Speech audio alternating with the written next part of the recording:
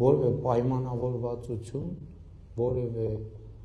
այսպես ասած ռազմավարություն, որևէ հայեցակարգ այդ հարցի լուծման հետ պայդրությամբ չկա։ Բայց նաև կանոնակարգը սահմանում է դեպքեր, որ պետք է հնարավոր է նաև տասնյակ անգամներ ենք խոսել։ Պետք է նայվի, թե այդ հարցին մենք ոնց ենք մոտենում։ Ես չեմ խոսում անկլավների թեմայի մասին, ես խոսում եմ Հայաստանի ինքնիշխան տարածքների վերադարձի մասին եւ սահմանազատման թեմայի հետ կապված, ես խոսում եմ Հայաստանի ինքնիշխան տարածքի մեր վերահսկողության ներքո վերադարձի մասին։ Եթե սահմանազատման ընթացքում ինչպես կանոնակարգով նախատեսված է որոշ օպտիմալացումներ կլինեն, այդ կարա եւ լինի, եւ դա եթե լինի, կլինի բաց հրապարակային թափանցիկ։ Մի բան հստակ է եւ աներկբա սահմանազատման արդյունքներով Հայաստանի Հանրապետության տարածքը 29743 քառակուսի կիլոմետր է։ Սա երկաթյա տրամաբանություն է, ուրիշ տրամաբանություն չի կարող լինել։ Այն մնացածը,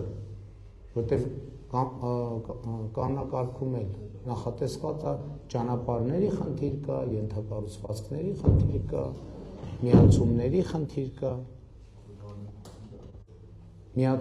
խնդիր կա, եւ այլն եւ այսպես շարունակ։ Այսինքն դա սահմանազատման ընթացքում կլուծվի։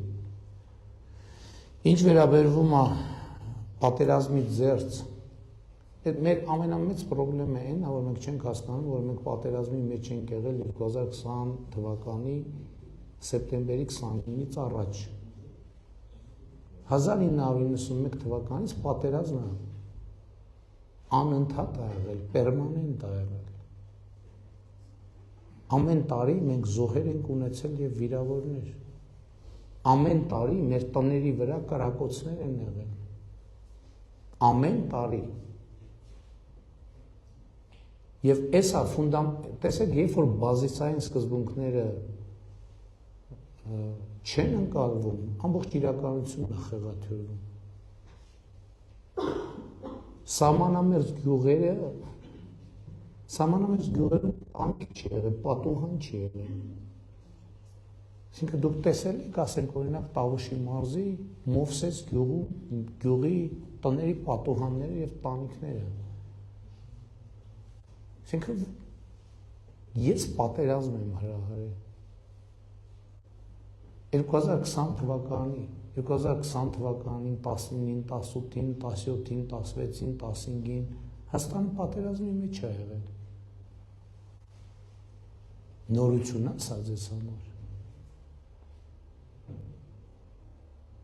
Ամեն տարի մենք զոհ ենք ունեցել։